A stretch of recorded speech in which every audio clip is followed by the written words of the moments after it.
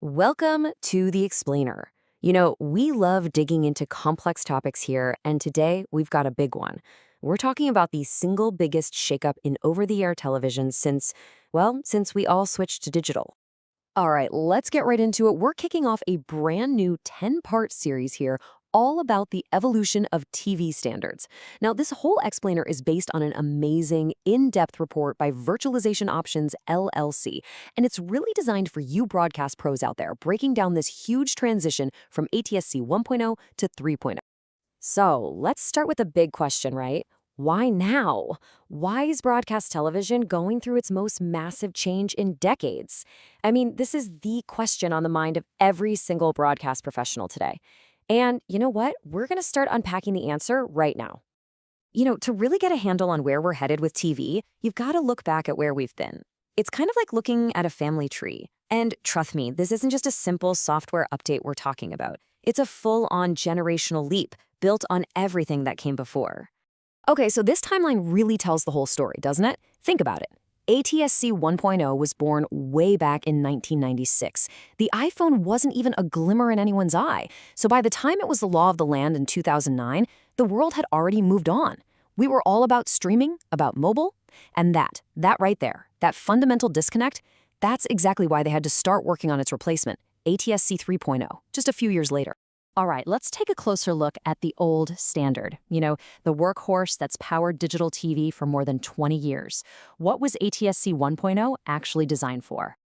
And let's be clear, it was absolutely a revolution at the time. I mean, it took us from those fuzzy, snowy analog pictures to beautiful, crisp, high definition. It really did bring TV into the digital age.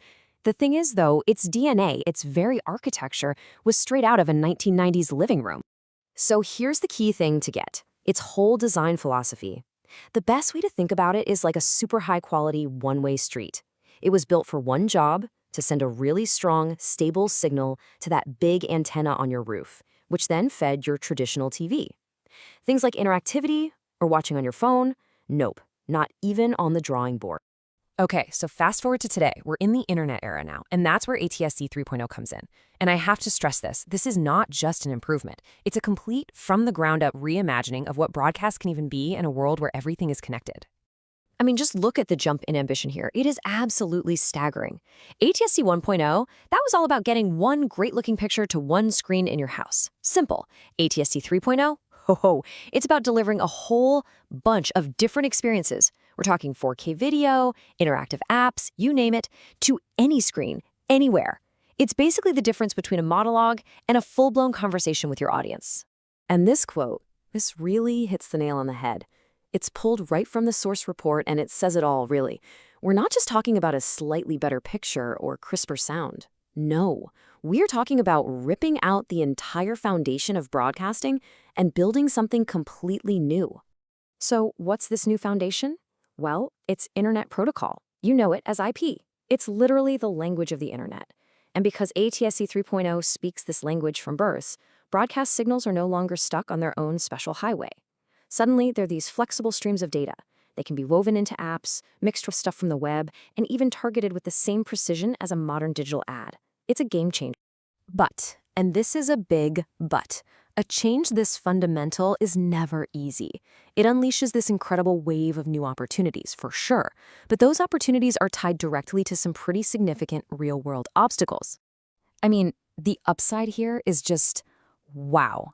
It's so compelling. Yeah, of course, you get the amazing 4K video and immersive sound, but think bigger. Think about getting rock-solid TV reception on your tablet while you're on the train.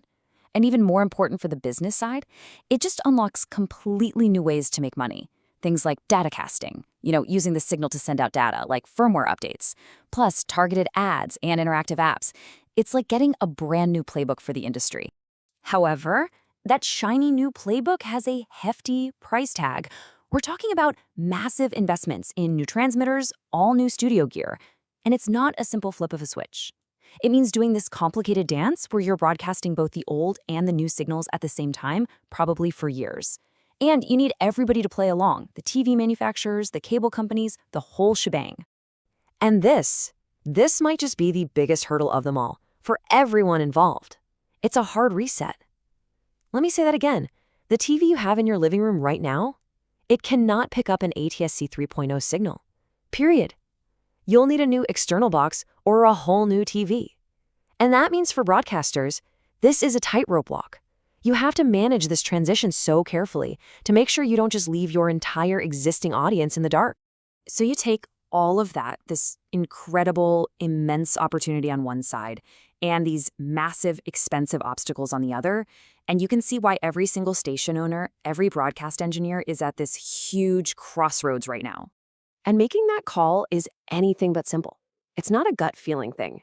It demands a really deep, strategic look at your specific market, your finances, your long-term goals.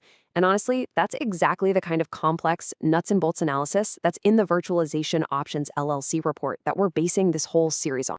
So when you boil it all down, it comes to this one critical question. How do you balance that incredible future, mobile, interactive, 4K broadcasting, against the very real near-term pain of cost and complexity? Finding the answer to that is the core challenge. And that's exactly what we're going to keep exploring for the rest of this 10-part series. So stick with us.